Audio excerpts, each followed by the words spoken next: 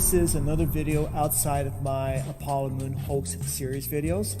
There were a couple of things that I forgot to mention in my last video that I do want to mention here.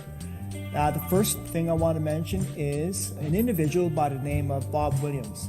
Bob Williams runs a YouTube channel called Apollo Detectives, and he's done a lot of good work exposing the Apollo Moon mission hoax, and I encourage everyone to please check them out.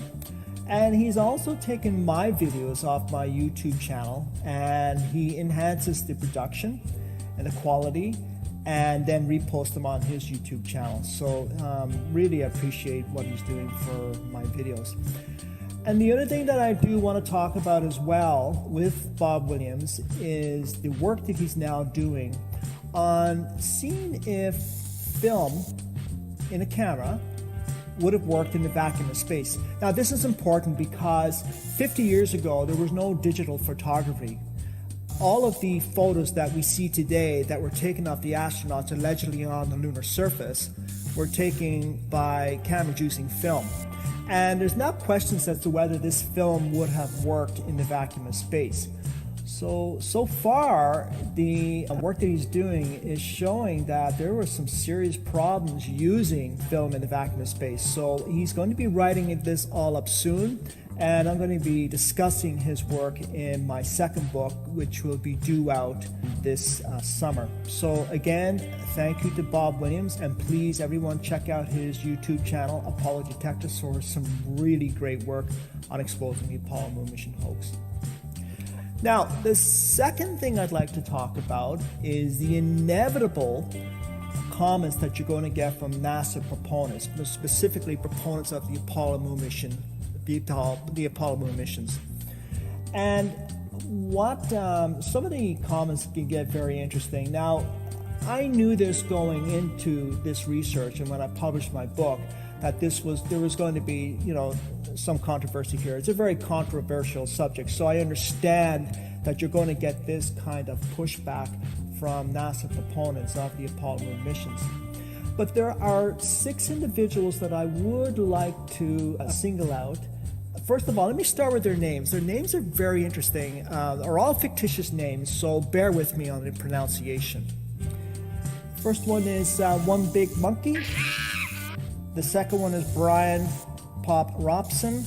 Then there's Jin Skim Piffet, Birdie Slack, Cornelius Crew, and Prove It.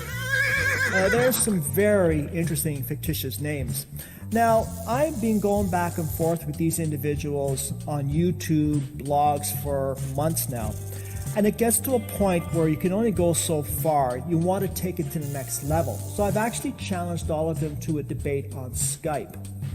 And all of them, most of them actually on this list, and so far the ones that I have challenged have all refused. Now they've refused for 2 very important reasons.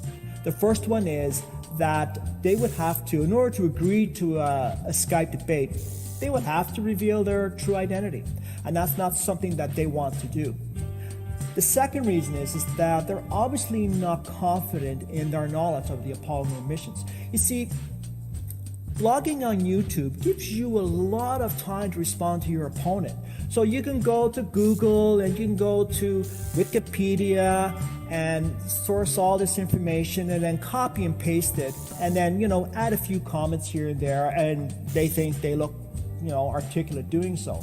But see, this is really what they're doing, is copy and pasting their responses. There's really not a lot of substance outside of that copy and paste. And of course, that copy and paste is the official NASA narrative. So really, they would be lost without the time to go to these sources and blog. Unlike a debate on Skype, where you actually have to respond right away. Now, the excuses that they have given for not agreeing to a Skype debate is the fact that they claim that they will not be able to fact check any statements made on a video, in this case, rather, a Skype video debate, which is very interesting because they seem to have no problem fact checking or trying to fact check my statements in other videos, as well as statements and numerous statements that have been made exposing the Apollo moon mission hoax in other videos like the ones that you will find on Apollo Detectives. And there's one other interesting name here that I want to mention, and his name is Phil Plait. Now, for those of you who don't know, Phil Plait is an American astronomer, and he's a staunch supporter of the Apollo moon missions.